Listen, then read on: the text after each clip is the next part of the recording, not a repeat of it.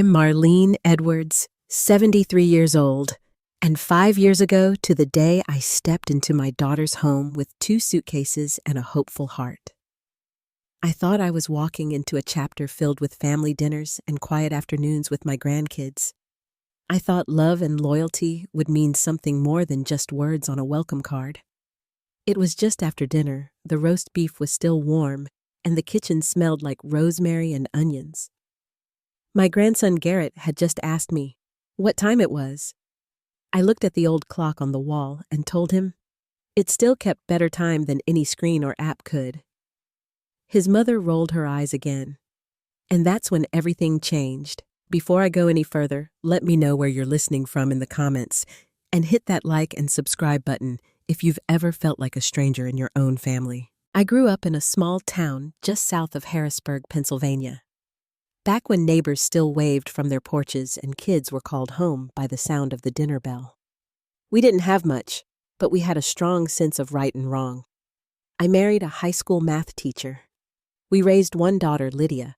I taught 2nd grade for over 30 years, the kind of teacher who stayed late for conferences and brought extra mittens in case one of the kids forgot theirs after my husband passed, and the big house felt too quiet. Lydia called, said she wanted me close, said Garrett, and Cassandra could use a grandmother around that. Asotin had the best schools, and I could have the upstairs bedroom with the garden view. I sold the house. We raised our family and packed up a lifetime into 2 suitcases and moved into her world for a while. It was fine, not perfect, but fine. Fergus? Her husband was polite if distant.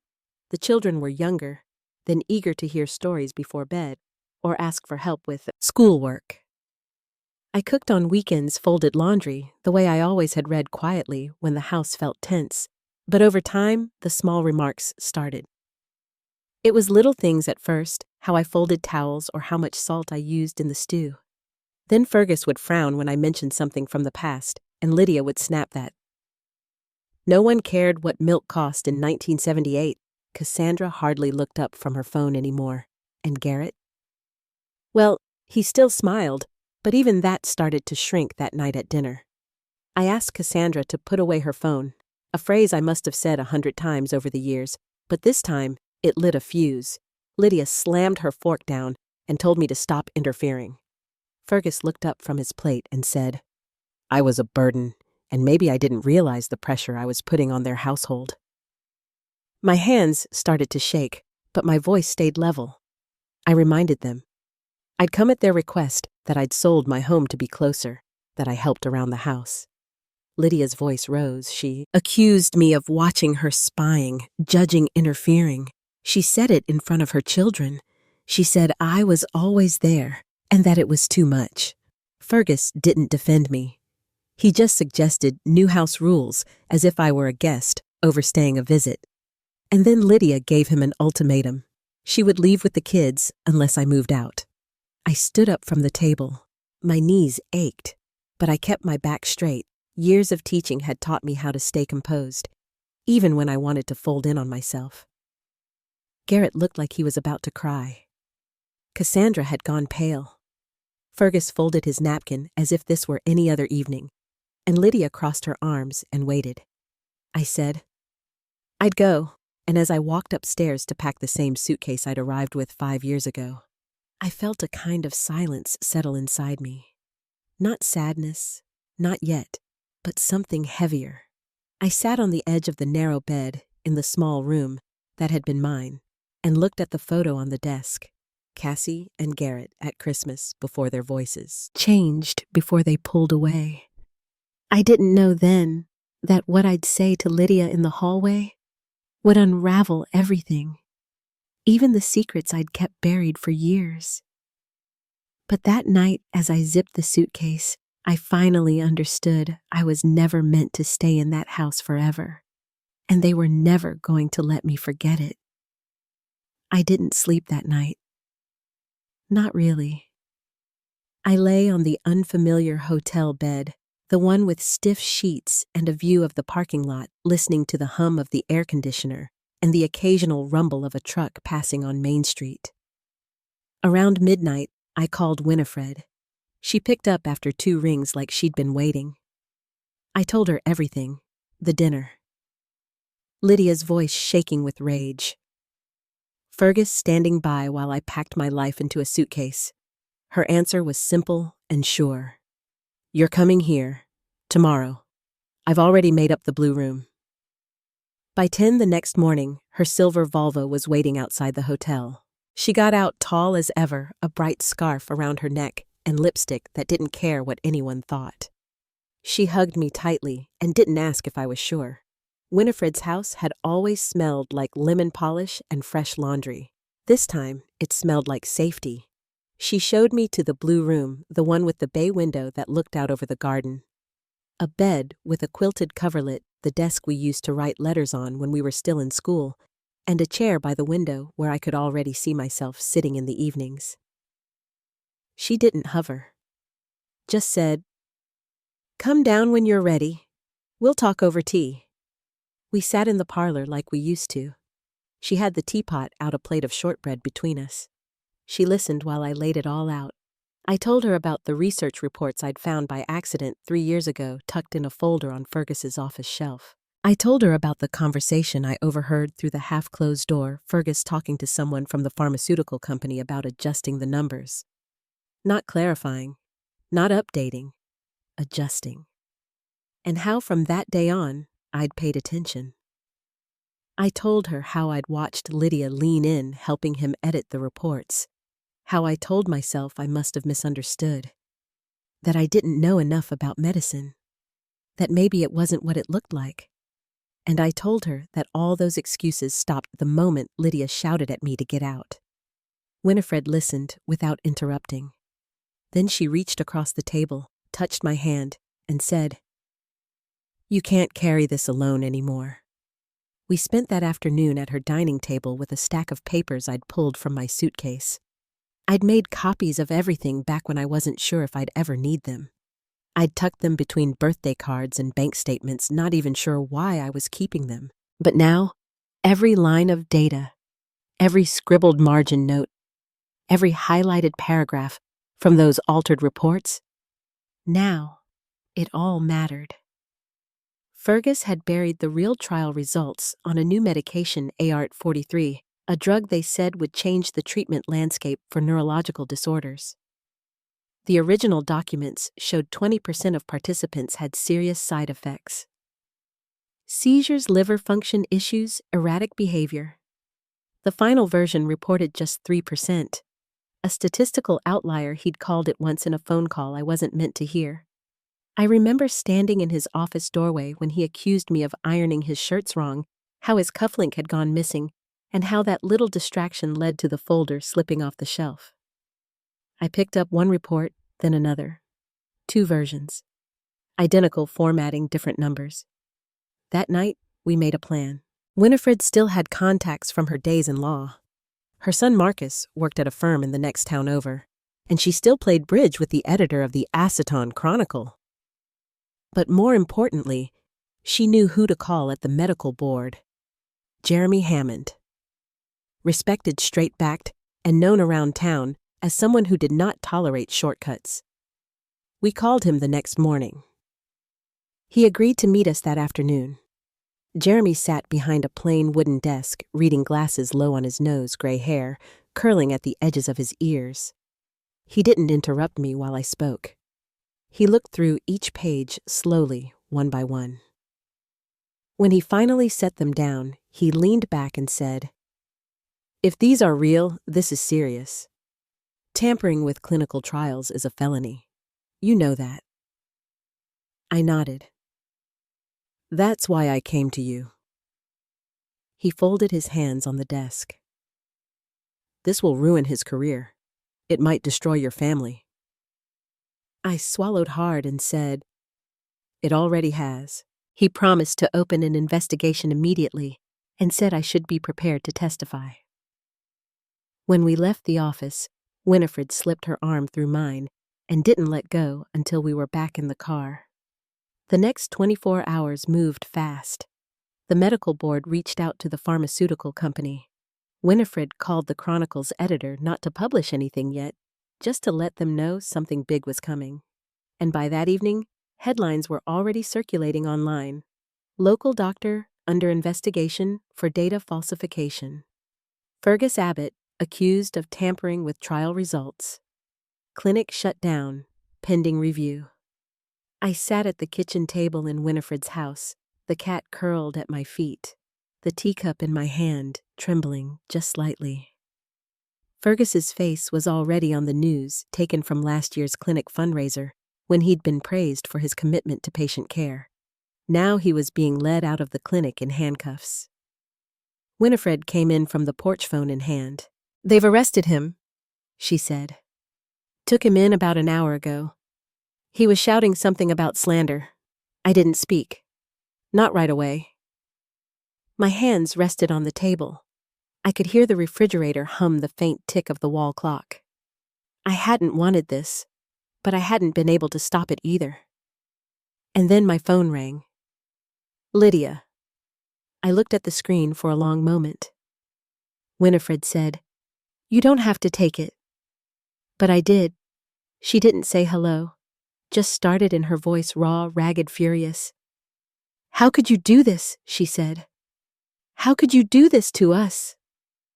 I told her calmly. "Fergus falsified data. He put people in danger. You don't understand anything," she screamed. "You ruined our family. You did this out of spite." "I didn't," I said. "If this had been about towels or how I fold laundry, I would have kept quiet. But people could have been hurt." "You knew what he was doing, Lydia. I heard you helping him." There was a pause. I could hear her breathing. Then in a quieter voice, she said, "They've fired me. I've lost my job. I'm under investigation now." "Do you know what that means?" I said I was sorry. That I never wanted it to get this far. But she didn't let me finish. "You're not my mother anymore," she said. "And you're not their grandmother. Forget about us." And then the line went dead. I sat there with the phone in my lap, listening to the stillness of the house. Outside, the wind had picked up. The garden chimes were ringing. And in the quiet, I understood. The next chapter had already begun. The next morning, the headlines had spread faster than the frost on the windows. Fergus's name was everywhere. Doctor under investigation for clinical trial fraud. Abbott family at center of medical scandal. Even the Acetone Chronicle had a photo of the clinic with a temporarily closed sign on the door. Winifred set the paper down on the kitchen counter, flipped the kettle on, and didn't say much. I appreciated the silence. Around 10, my phone buzzed again. This time, it wasn't Lydia. It was Cassandra. Her voice was quiet, barely above a whisper. "Grandma, are you okay?" I sat down at the table. "I'm fine, sweetheart. I'm staying with Miss Winifred. Remember her? The one with the gray cat and the raisin cookies?" "I remember," she said. "Mom says you're living in a hotel that you left because you were mad. Is that true?" "No," I said. "I left because I was asked to, and because I had to tell the truth about something very serious." She didn't speak right away. Then she asked, "Did Dad really lie about those test results?" I closed my eyes. "Yes, honey. He did." That was the end of the call. She hung up before I could say anything else. Later that afternoon, Garrett called. His tone was different. Firm. Direct. "Why didn't you tell me?" he asked. "When I texted you, why didn't you warn me what was coming?" "I didn't want to scare you," I said. "Well, now everybody at school knows." "I didn't know. They were already talking about it before first period." His voice cracked on the last word. "I'm so sorry," I told him. "I didn't want it to come out this way." He took a breath. "Is Dad going to jail?" "I don't know," I said truthfully. But what he did was serious, and he'll have to answer for it. He said it was all exaggerated, Garrett muttered, that the numbers didn't matter, that it's just part of research. I waited a moment before answering. Sometimes adults convince themselves of things to avoid facing what's hard. But the people who volunteered for those studies, they trusted your dad to tell the truth. That matters. He was quiet. Then he asked, "What about Mom?" "Your mom knew what was happening," I said. "She helped with the reports. I heard her. But I also believe she loves you and your sister very much." "She yells a lot now," he said. "She slammed the kitchen door last night. She said you ruined everything, that we shouldn't talk to you anymore." My heart sank, but I kept my voice steady. "You're allowed to talk to me if you want to. That's your choice, not hers." He didn't respond right away. When he did, he sounded older than 13. "I think what you did was right, but I wish it didn't have to be you." "I know," I said. "Me too." That evening, the local news played a clip from outside the courthouse. Fergus was led to a waiting car, eyes down, no coat, despite the cold. The reporter mentioned pending lawsuits and a formal inquiry from the medical board. Winifred muted the TV. We sat in silence for a while. Around 8, the landline rang. Winifred answered and glanced at me. "It's Lydia," she said. "Again." I took the phone. Her voice was strained. "Are you satisfied now I didn't answer right away?" "You've ruined our family," she went on. "Fergus is out on bail. He can't leave town. They've frozen our accounts. The kids are scared. I've lost my job. Do you even care?" "You had a choice," I said calmly. "You both did. I gave you years to do the right thing." "You don't know what you've done," she said, voice rising. "The neighbors won't speak to us. My friends are gone. People stare when I go to the store. I've been humiliated." "I'm sorry for that," I said, "but I'm not sorry for telling the truth." "You betrayed us. You kicked me out," I reminded her. She was quiet then. When she spoke again, her voice was hollow. "You're not my mother anymore." The line clicked. I set the phone down slowly. Winifred didn't ask what she'd said. The next morning, the Chronicle's editor called. She wanted an interview. Winifred handed me the phone. "No," I said. "I'm not doing this for attention. Let the board finish their investigation." The editor was polite. She understood. We hung up. A few days passed. The media buzz began to settle, but the fallout didn't. The pharmaceutical company cut ties with Fergus immediately. His clinic remained closed. Patients started coming forward with complaints. Some spoke of severe symptoms they hadn't known were linked to the trial. A class action lawsuit was already forming. Garrett called again that Friday. "Can I come see you?" he asked. "Mom says no, but I could say I'm doing a school project." "I'd love to see you," I told him. "But I don't want you lying, not even a little." He paused. "What if I say I'm going to a friend's?" "That's not exactly a lie." "You're 13, I said gently. "You shouldn't have to be in the middle of this." "I already am," he replied, "and I want to come, just for a little while." We agreed to meet at a cafe near the park the next afternoon. I arrived early, sat at a corner table, and ordered peppermint tea. When he walked in, I almost didn't recognize him. His shoulders seemed tighter. He hadn't smiled yet. We talked about school, his science project, the book he was reading for English class. After a while, he said, "Cassandra won't come out of her room. Her boyfriend broke up with her. People stopped sitting with her at lunch." I listened. "I try to talk to her," he said, "but she just keeps her headphones in." "I'm sorry," I told him. "This hasn't been easy for any of you." He stirred the straw in his drink. "She doesn't hate you. She just doesn't know what to think. I understand. When we said goodbye, he hugged me longer than usual. Later that night, after I'd come home and washed the cups from dinner, I sat at the window in the blue room and looked out over the yard. The last of the leaves had fallen. The hydrangeas had faded. The air smelled like frost. I could feel something shifting. Not forgiveness, not yet, but something. A small opening in the distance, and I knew the next call wouldn't be from the children. It would be from Lydia. 2 weeks passed before the call came. It was early evening just after dinner. Winifred and I were sitting in the den, the fire going low, and the scent of the apple crumbles she'd pulled from the oven still lingered in the air. The landline rang, and she glanced at the caller ID before handing it to me.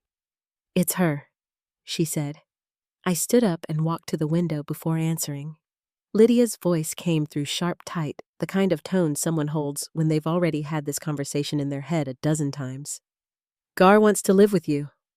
I didn't speak right away. She continued. "He says if we don't let him, he'll just figure out how to do it anyway. He's been researching laws, Marlene. He's 13. He printed out articles, talked to the guidance counselor." I looked out across Winifred's yard, the trees bare now, the garden pulled back for winter. "What do you want me to do?" "Tell him no," she said. "Tell him you don't have the space. Tell him you can't take care of him. Say anything but stop encouraging this." "I haven't encouraged it," I said. "He's reached out to me, not the other way around.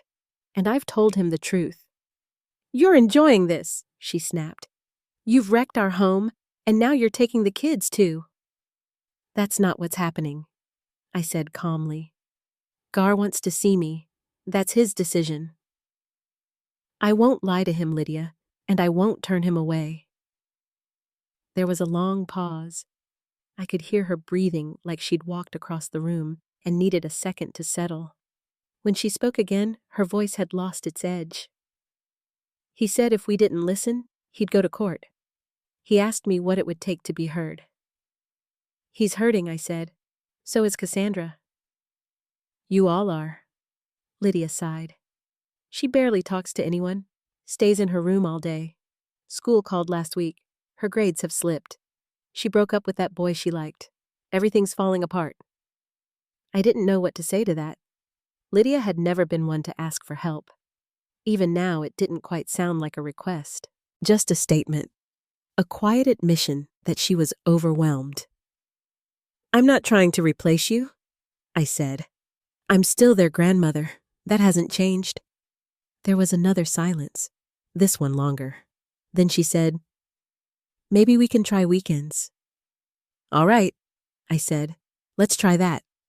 She didn't thank me, just said she'd drop him off Friday after school and hung up. That Friday, the knock came just after 4. I opened the door and found Garrett standing there with a small duffel bag slung over his shoulder. Lydia was already walking back to the car. He stepped inside, glanced around, and gave me a half smile. "Smells like cookies." "It is," I said. "Chocolate chip. Just came out of the oven." He sat at the kitchen table like he'd always belonged there. After a while, he started talking. About school. About how nobody brought up the scandal anymore. About how Cassandra had stopped going to choir and didn't eat much at dinner. I listened, poured him a glass of milk, and let the words come in their own time. That night, he helped Winifred feed the cat and insisted on setting the table. We played a board game in the living room, and for the first time in weeks, he laughed. Not loudly, but enough that Winifred looked over her glasses and smiled. The next morning, we walked to the park. It was chilly, but the sun was out and the ground was dry. We sat on a bench near the pond and watched the ducks float by. "Cassandra used to come here all the time," he said. "She liked to sketch the trees. She hasn't touched her sketch pad in a month." "Maybe she will again," I said, "when she's ready." "I wish she'd talk to you," he said. "I think it would help." "I'm here when she wants to," I said. "There's no rush."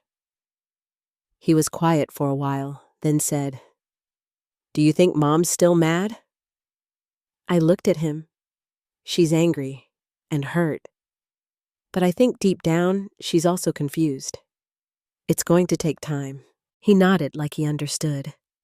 She doesn't yell as much now. Just sort of disappears. She stays in her room more. I hear her crying sometimes. We sat in silence for a bit, the wind picking up slightly, the leaves rustling across the path.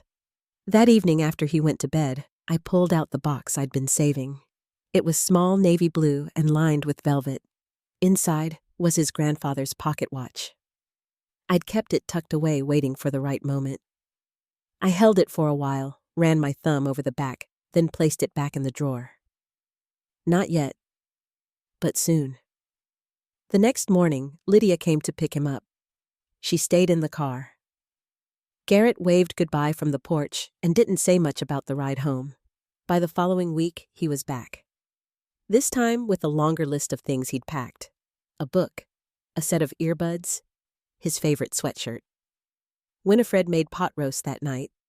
He had 2 servings. When Sunday came, I called Lydia. "Gar would like to stay until Monday," I said. "If that's all right." There was a long pause. Then she said, "Fine." Each visit got a little longer. Cassandra still didn't come. But she sent one message late one evening. "I'm glad he's happy there," I replied. "He misses you. You're always welcome." There was no answer, but I left the door open. By the time December rolled around, the air smelled like pine and fireplaces. The town was quieter. The headlines had faded, and most people had moved on. But inside that small house on Maple Street, a shift was happening. Slow, careful, real. The pieces of something new were starting to form. And I knew the next decision wasn't mine to make. It would be Lydia's. The morning started with frost across the grass, thin white blades shimmering just enough to catch the sun. Garrett had already left for school, his backpack heavier these days, with the weight of a few extra books and the guitar pick he carried in his pocket for good luck. Winifred had gone into town for groceries. I was alone in the kitchen, rinsing coffee cups, when the knock came. It was quiet, 3 soft taps spaced just enough to sound hesitant. I dried my hands and opened the door. Cassandra stood there, arms crossed over her chest, wearing the same corduroy jacket I remembered from last fall. Her hair was tied back, but loose strands framed her face, and her eyes were red. "I didn't know where else to go," she said. I stepped aside, and she walked in like the floor might break beneath her feet. I didn't ask any questions, just poured her some tea and slid the honey across the table. She didn't drink it right away. Just stared at the cup, then looked up. "Did Garrett tell you?" she asked. "He mentioned you've been quiet." She nodded. "It's more than that." I waited. She reached into her coat pocket and pulled out a folded letter. It was creased in 4 perfect squares. She placed it on the table between us but didn't open it. "It's from Dad," she said. "I found it in his sock drawer 2 days ago. It's addressed to you." "But—" Mom opened it. I looked at her carefully. She rubbed her arms like the kitchen was colder than it was. "She didn't tell anyone," Cassandra went on, "not even Fergus. I only know because I walked in on her rereading it." She slammed the drawer shut, but it was too late. I saw the envelope. I reached for the letter, but she shook her head. "No," she said. "I didn't bring it. I'm sorry. It's all right." She looked relieved, but also torn, like part of her wanted me to demand she go get it. "I think he wrote it after your last visit," she said. "You remember, when he came outside and handed you the sweater you left?" I nodded. "He asked Mom to mail it to you if anything ever happened," she said, and she never did. We sat in silence for a while. The tea had gone cold between us. Finally, she asked, "Why did she stop talking to you?" I didn't answer right away. She deserved more than a simple explanation, but I didn't want to say something that would turn her pain into something heavier. I think your mother carries more grief than she knows what to do with, I said gently. And sometimes people armor themselves in blame or pride. She told Garrett you walked out, Cassandra said. Said you didn't want anything to do with us after Dad died. I closed my eyes just for a second. I didn't walk out, I said, but I didn't fight to stay either. Cassandra looked down. I believe you. She reached into her other pocket and pulled out a small sketchbook. The edges were worn, the cover soft from use. I started drawing again, she said. I thought maybe you'd want to see. I took the book and flipped through it slowly. Landscapes mostly. Trees, windows, front porches. One looked like the house on Maple Street. Another reminded me of the park where we used to walk after dinner. They're beautiful, I said. She smiled. It was small, but it stayed. Would it be okay if I stayed the night, she asked? Just tonight. I'll go back in the morning. Of course, I said. That night, she helped me set the table. Garrett came home surprised, but didn't ask why. The three of us ate meatloaf and green beans and peach cobbler for dessert. Afterward, Cassandra showed Garrett her sketches, and he asked if she could draw him playing guitar. She rolled her eyes, but said she would. Winifred came home late and smiled when she saw Cassandra curled up on the couch with a blanket over her feet. In the morning, Cassandra was already dressed when I came downstairs. She'd made her bed and was sitting at the kitchen table with a note in front of her. I wrote her back, she said, tapping the envelope. Mom, I'm going to leave it on the kitchen counter. All right, she'll be mad, she said. But I'm tired of pretending like none of this happened. She hugged me before she left. Tight. Longer than I expected. I might come again, she said. I hope you do. After she left, I walked out back to hang laundry on the line. The wind had picked up, but the sky was clear. I could hear the faint sound of someone mowing a lawn down the road and the rustle of the tall maple tree that still dropped seeds onto the porch. When I came inside, the phone was ringing. It was Lydia. Did she stay with you? She asked. She did. You could have told me. She needed a place to rest, I said. She left you a letter. There was silence. Then quietly, I saw it. She's not angry, I said. She just needed to be heard. Another pause. Then Lydia said, Maybe I did too. Her voice didn't rise. It didn't break. But something had shifted. I'm thinking about coming by, she said. Not today, but soon. I'll be here, I said. She hung up without saying goodbye. I went to the drawer in the hallway and opened it. The pocket watch was still there, glinting softly in the light. I picked it up, held it in my hand for a long moment, then closed the drawer again. There was still time. The next Sunday, Garrett showed up just before noon with a grocery bag in one hand and his guitar case slung across his back. He said he was there to check on the tomato vines, but I noticed the bag held a lemon meringue pie and a box of Earl Grey tea, neither of which had anything to do with gardening. He sat on the porch swing while I watered the hanging baskets. The swing creaked gently as he tuned his guitar, adjusting each string by ear the way his grandfather used to. I haven't seen Mom since Cassandra came home, he said after a while. She's been quiet. Not cold, just quiet. I nodded. She called once. She tell you what she's planning now. He plucked a soft melody, the kind that filled spaces without asking for attention. Then he said, She's been packing boxes, things from the attic. She took out that chest with all the photos in it. That gave me pause. Did she say why? He shook his head. Just told Fergus not to touch anything.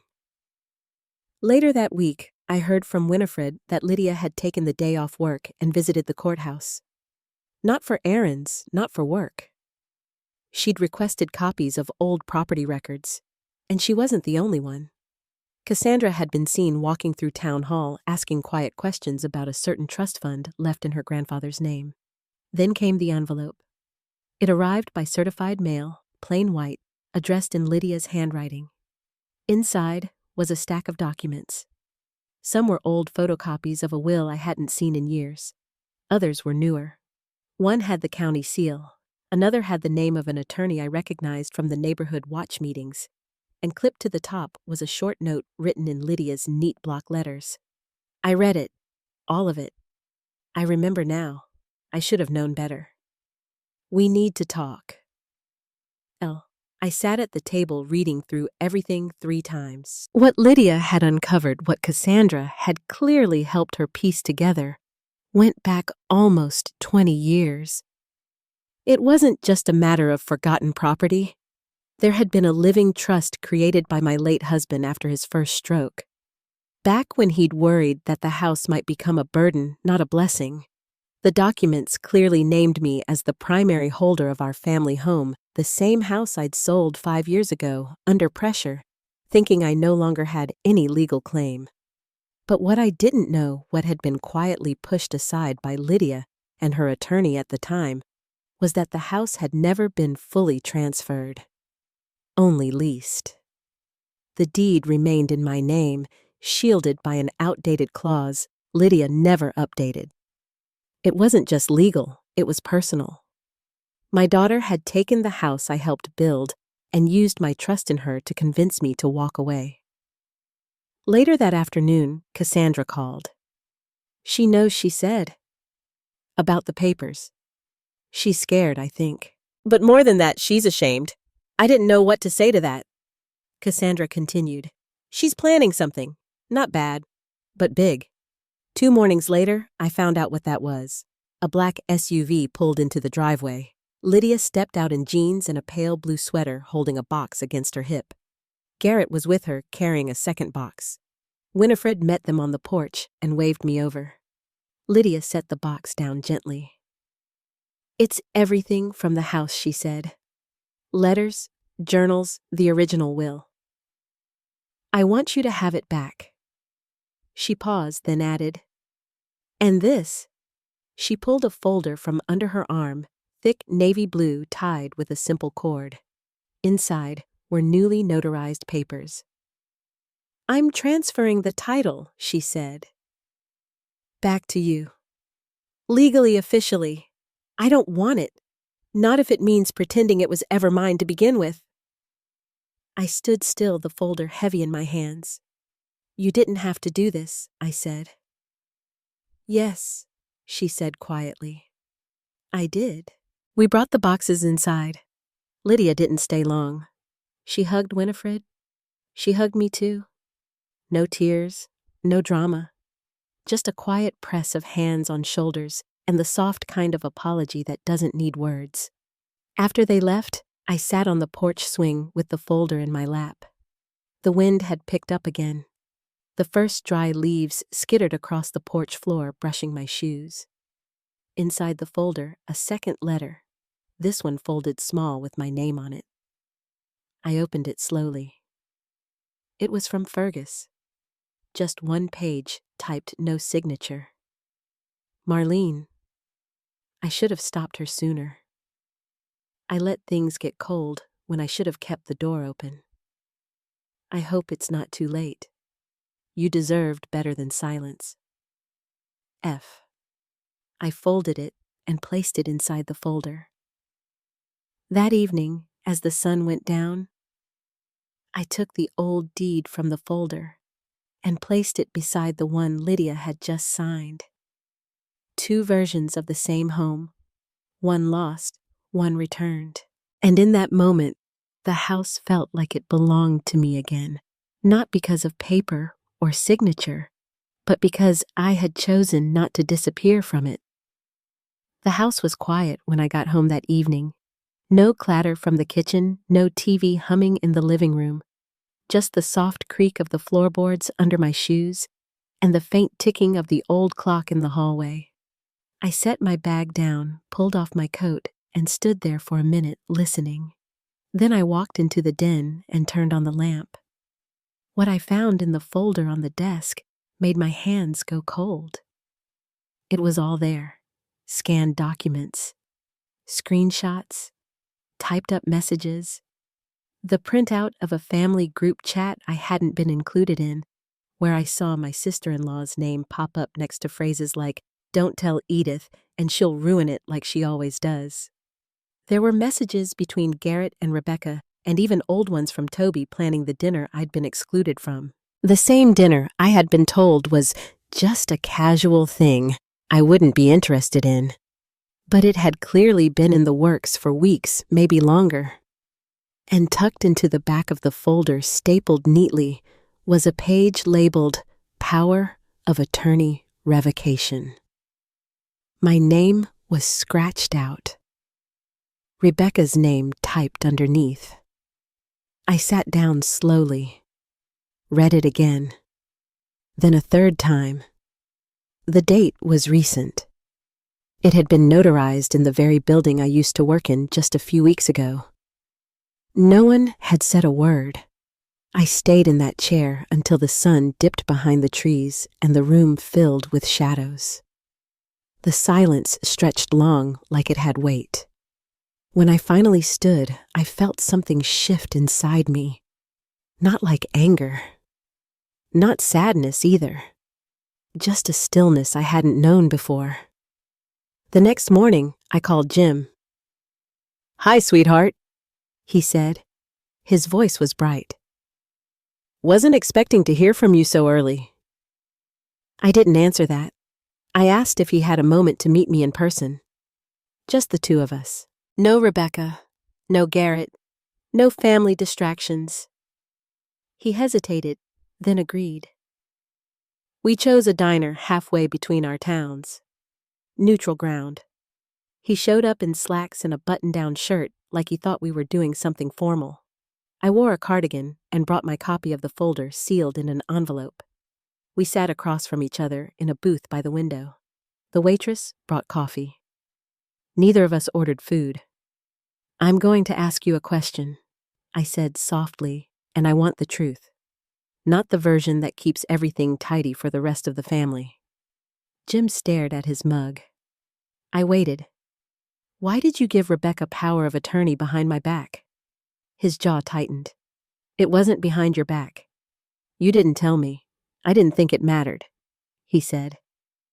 "You've been distant lately, less involved." Rebecca stepped up. It made sense. I looked out the window at the parking lot. The sky was pale gray. "You never asked why I've been distant." Jim didn't respond.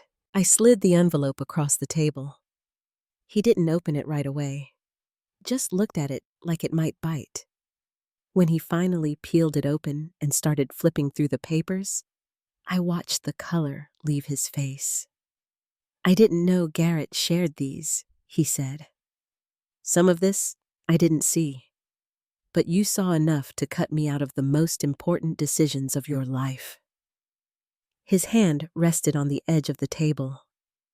"Steady.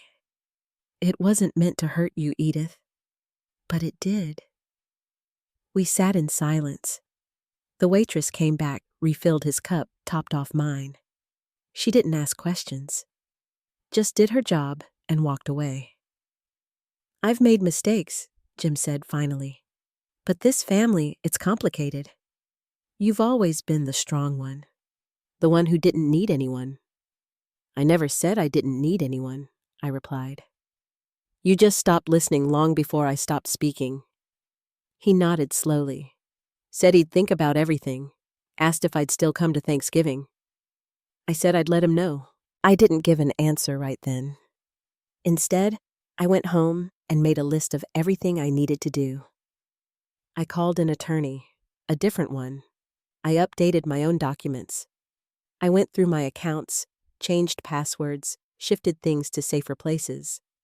I wasn't being dramatic. I was being precise. A few days later, I received a text from Rebecca. "If you're going to air dirty laundry, maybe we all should. You're not as innocent as you pretend to be." I didn't reply. I didn't need to. Whatever peace she thought she had gained by pulling me out of the picture, it wasn't going to last. Because I had something else. Something none of them knew yet. A week earlier, I had found an envelope in the attic, buried in one of James's old boxes. Inside was a letter from my late husband, written when he was first diagnosed, but never mailed, addressed to Garrett. In it, he explained why he wanted me to have full control over our shared assets. He talked about the importance of protecting me and about the pressure he feared our son would put on me someday. It wasn't legally binding, but it was real, and it was written in my husband's own hand. Garrett didn't know I had it. Neither did Rebecca. And now, I had every intention of using it. I placed the letter in the same folder as the rest, the one labeled, "For Attorney Only." Then I picked up the phone and made one more call. I didn't go to Thanksgiving dinner that year. Instead, I stayed home and baked my mother's old apple pie recipe, the one with the lattice crust and the dash of nutmeg she always added without telling anyone. I sat at the kitchen table with a warm slice and a cup of tea, listening to the wind push through the oak trees out back. There was no music, no voices, no secondhand laughter coming through the phone. And yet, for the first time in a long while, the quiet felt like peace, not punishment. Garrett texted once, just a picture of the table polished and crowded, Rebecca seated, where I used to sit next to Jim. No caption. I didn't respond. A few days later, the call came. It was Jim. His voice had lost its brightness. He asked if I'd be willing to meet again. Said he had something to give me. We met at the same diner, same window booth, but this time he brought a manila envelope. He slid it across the table with both hands and said nothing while I opened it. Inside was a new set of documents. Power of attorney restored my name in black ink, no conditions. A typed letter. Apology, acknowledgement, regret. His handwriting at the bottom, short but careful. I should have defended you, he said quietly. I didn't, but I'm trying now. I nodded, not out of forgiveness, not yet, but because I saw he meant it. It wasn't about the paperwork.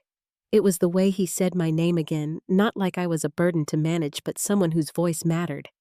That had been gone for years. I left the envelope on the passenger seat of my car and drove home in silence. The sky was turning a soft shade of gold. I passed the grocery store where I used to shop for Sunday meals, the park where James and I had taken Garrett as a boy. The memories didn't sting as much. They felt steadier now, anchored. The following week, I mailed a certified copy of the letter James had written Garrett, the one I'd found in the attic. No explanation, no note, just the letter. I thought Garrett ought to read his father's words, the ones he'd never been meant to ignore. I never heard back. Not from Garrett, not from Rebecca. But I did hear from Toby. He called one afternoon not long after the holidays. His voice sounded unsure, younger than I remembered. "Mom," he said, "can I come by sometime? I miss your pie." I told him the door was open. Not everything healed. Some things didn't go back to the way they were. But the air in my home felt easier to breathe, and the silence didn't echo anymore. I learned that dignity doesn't always mean speaking louder. Sometimes it means standing still while everyone else spins and refusing to shrink just to fit the version of yourself they've chosen to believe. And if you're listening to this and you've ever felt erased, rewritten, or pushed aside, just know your presence still counts. Even if they leave you out of the photo, your face is still yours. Your story is still yours. Thank you for listening. If this story found its way to your heart, I hope you'll share it with someone who needs it. And if you'd like to hear more, you're always welcome here.